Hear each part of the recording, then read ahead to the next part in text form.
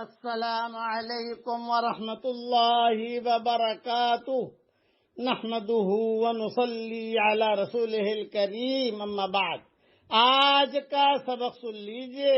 آج کے سبق کی سرخی ہے نماز سے دوستی کیجئے، پارٹ نمبر 131۔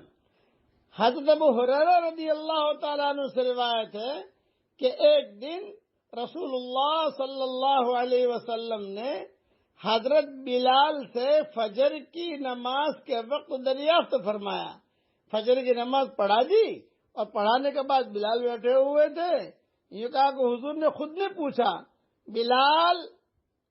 بلال اسلام لانے کے بعد اپنا وہ عمل بتاؤ جس سے تمہیں ثواب کی سب سے زیادہ امید ہو۔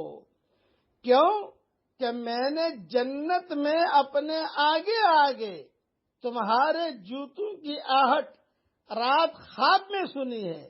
رات میں نے خواب دیکھا ہے کہ جنت میں تم آگے آگے چل رہے ہو اور تمہارے جوتوں کی کھٹ کھٹ کھٹ کھٹ یہ آہٹ جو ہے میں نے رات خواب میں سنی ہے۔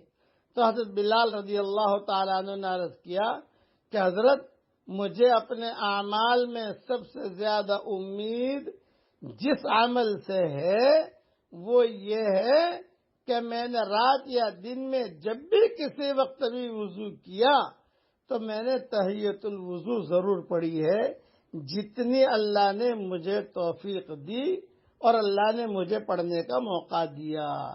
وضو کرنے کے بعد تحیۃ الوضو پڑھ لیا کیجئے، یہ بھی اللہ کو بہت پسند ہے۔ یہ حدیث بخاری شریف میں ہے۔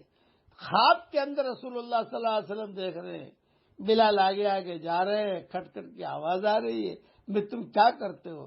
میں وضو کے بعد تحیۃ الوضو پڑھتا ہوں۔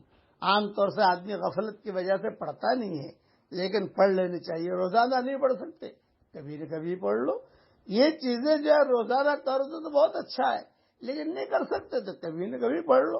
اللہ تعالیٰ ہم سب کو توفیق عطا فرمائے۔